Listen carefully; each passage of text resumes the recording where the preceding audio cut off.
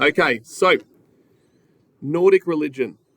When we think about Nordic religion, the Norse religion comes from the Scandinavian North. Okay, so the people of the North, meaning Scandinavia, and it is traditionally the Viking religion, or better known as the Viking religion. So the first understanding of their religion has to do with the origins of the universe. One core part of the origin of the universe for the Vikings, or the people of the North, the Norse, was that they believed in this idea that the world was created from the body of the giant Ymir, who was actually slain by Odin, according to their beliefs, and his brothers. And from that giant being slain, his flesh became the earth, his blood became the oceans, his bones the mountains, and his skull the sky.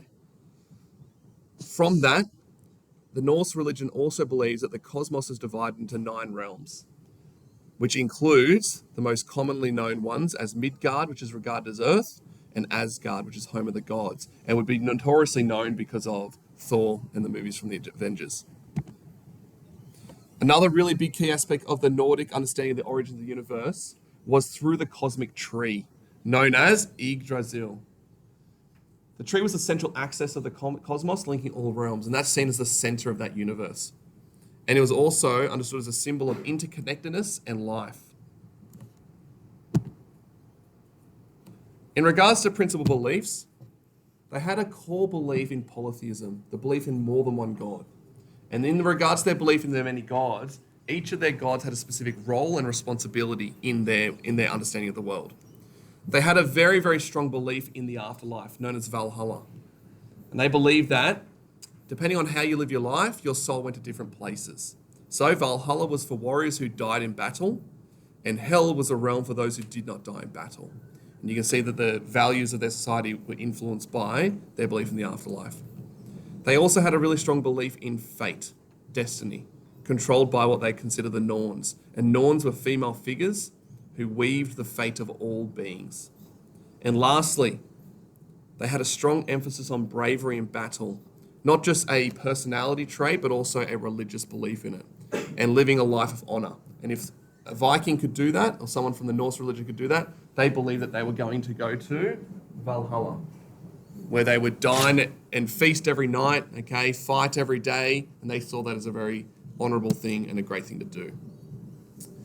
In regards to the role of supernatural powers and deities, this is just an example of some key gods or goddesses from the Norse religion. We have Odin, which some of you may already know of, okay, known as the All-Father, the god of wisdom and of poetry.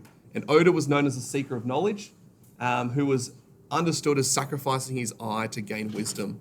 Hence why in the Avenger films, why you'd see the eye patch over his eye for that reason.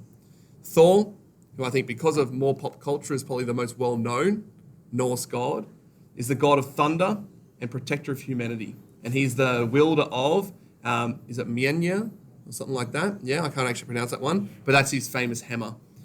We have Freya. She's the goddess of fertility, love, and prosperity. But also Freya represents death and battle. So Freya was seen as this person who had a special hall in Valhalla, and during a battle, warriors that were slain, she would actually go and choose specific warriors to be able to go live in her hall in Valhalla. And then we have Loki, who's understood as a trickster god, but he's a bit of a double-edged sword because sometimes he's used as a force of chaos, but other times he assists the gods. He's got a bit of a duplicitous nature there. In regards to sacred spaces, in the Norse religion, they were less about buildings and more about nature. So in regards to temples and sacred groves, many ancient Norse people worshipped outdoors in natural spaces, like groves, okay, think of like a small valley, or near bodies of water where they believed the gods could be encountered. Temples, like the famous one at Uppsala, housed statues of gods where rituals and sacrifices occurred. So for the Norse people, there would have been probably one main temple in a very large area that people would travel to for festivals. Another way they sort of demonstrated their understanding of sacred spaces was through venerating nature or revering it. The connection to nature was central, with sacred mountains, rivers, and trees being revered. And when we think about the cosmic tree in their understanding of the universe, Yggdrasil was the cosmic tree and is a symbol of sacredness, hence why they revere nature.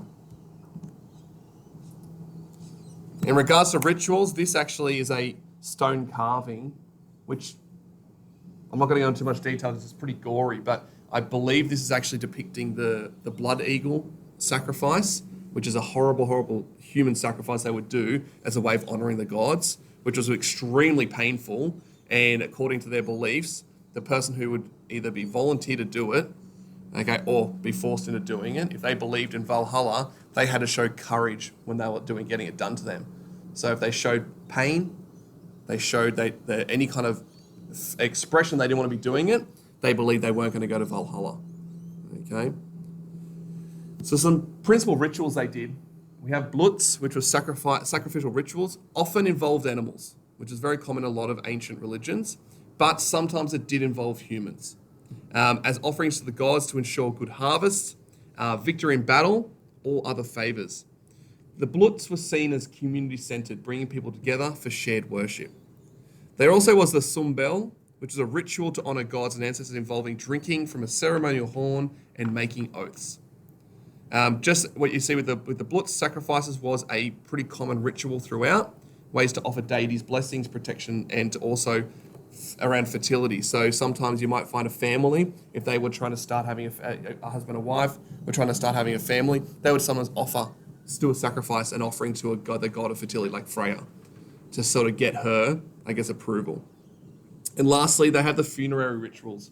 Dead were often sent off with burial mounds, often with grave goods for the afterlife. They can see with excavations that they found with these burials, you can see the status and wealth of someone based on the weapons and jewelry they've got with them. With the belief that they would enter Valhalla or hell and they would need items with them. In regards to relationship between religion and society, religious beliefs were directly tied to Viking culture, specifically in honoring the gods and gaining favor through bravery in battle. And you can see the impact on that because everything they did was tied to the belief that living honorably day to day would achieve an afterlife in Valhalla.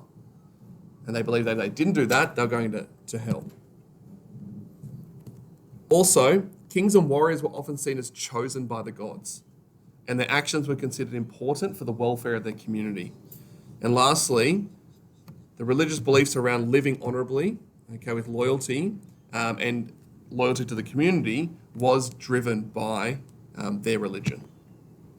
And lastly, their search for meaning. Just like in the previous slide, the search for meaning in life was centered around living with courage, honor, and a connection to divine forces in nature. By following the path of the gods, individuals can ensure their legacy and secure a favorable afterlife, especially in Valhalla. And the other part of their understanding of the meaning of the world or their search for meaning was around Ragnarok, which again, in the Avengers is another a movie of theirs. But that's got to do with the end of the world. The Norse believed that the end of the cosmos is foreseen in their belief as a series of battles where gods and mortals fight.